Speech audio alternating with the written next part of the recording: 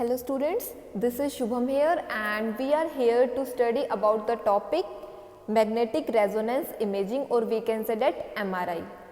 अगर हमसे कोई पूछता है कि MRI क्या होता है then we have to explain that it is a technique that uses a magnetic field and radio waves to create detailed images of the organs and tissues within our body. मतलब जो हमारी body के अंदर organs होते हैं, tissues होते हैं, उनकी अगर हमें detailed images लेनी होती है by using magnetic field and radio waves, तो उस टेक्निक को हम क्या बोलते हैं? Magnetic resonance image or we can say that MRI. So the components of MRI machine, जो MRI machines होती हैं उनके क्या क्या components होते हैं? This is known as patient table. Patient यहाँ पे होता है, MRI scanner, cutaway, radio frequency coil, gradient coils, magnet and scanner. You can see in this picture. Now, there is a horizontal tube that runs through the magnet and is called a bore. एक horizontal tube होती है जो कि magnet के around run करती है, उसको हम क्या बोलते हैं? Bore. Most MRI magnets use a magnetic field of 0.5 to 2.0 Tesla. मतलब मोस्टली जो MRI magnets होती है वो कितने मैग्नेटिक फील्ड यूज करती हैं? That is 0.5 to 2.0 tesla. The magnetic field is produced by passing current through multiple coils that are inside the magnet. मतलब जो मैग्नेटिक फील्ड को हम कैसे प्रोड्यूस करते हैं? जब हम मल्टीपल कोइल्स को प्रोड्यूस करते हैं, इंसर्ट करते हैं, पास करते हैं उसके थ्रू किसके अंदर? मैग्नेट के अंदर. Now gradient coils. There are 3 different gradient coils located within the main magnet. जो मेन मैग्नेट होता है उसके अंदर 3 ग्रेडियंट कोइल्स होती हैं. Each one of these produce 3 different magnetic fields that are each less strong than the main field. मतलब जो main magnet होता है उसके अंदर 3 ग्रेडियंट कोइल्स होती है और तीनों जो ग्रेडियंट कोइल्स होती हैं वो डिफरेंट मैग्नेटिक फील्ड्स को प्रोड्यूस करती हैं. The gradient coils create a variable field XYZ that can be increased or decreased to allow specific and different parts of the body to be scanned by altering and adjusting the main magnetic field.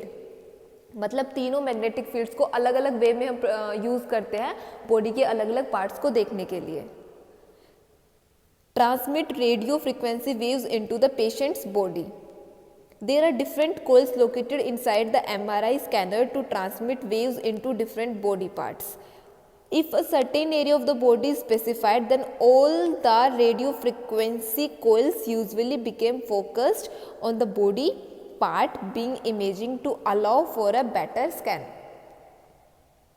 Now, patient table. This component simply sites the patient into the MRI machine. मतलब जो patient होता है उसको MRI machine में insert करने के लिए, जाने के लिए उसको हम use करते हैं. वो क्या होती है? patient table. The position at which the patient lies down on the table is determined by the part of the body that is being scanned.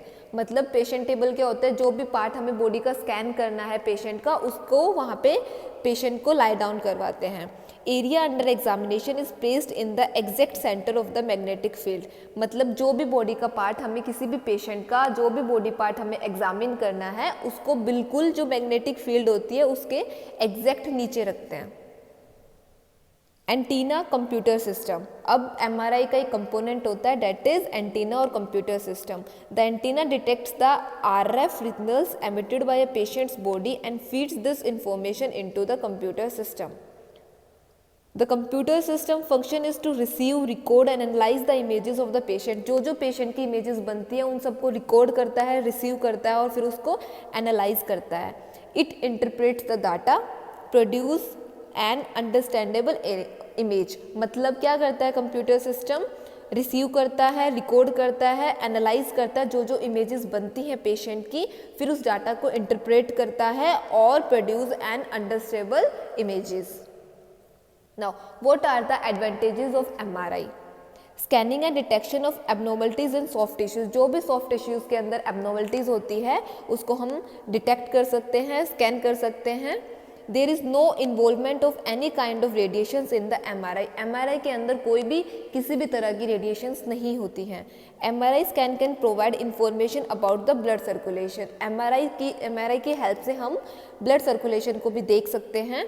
और ये एक पेनलेस प्रोसीजर है। सो ये सब क्या है, MRI की एडवांटेजेस हैं। Now we are going to study about the more advantages of MRI. Images may be acquired in multiple planes without repositioning the patient. मतलब जो पेशेंट होता है उनको बिना किसी दूसरी पोजिशंस पे ले जाए बिना हम उसकी जो इमेजेस हैं उनको हम ले सकते हैं मल्टीपल प्लेन्स में, चाहे एक्सियल में भी ले सकते हैं, कोरोनल में, ऑब्लिक में, अलग अलग पोजीशंस में हम उसकी इमेजेस को ले सकते हैं। MRI images demonstrate superior soft tissue contrast than CT scans and plain films, making it the ideal examination of the brain, spine, joints and other soft tissues, body fluids.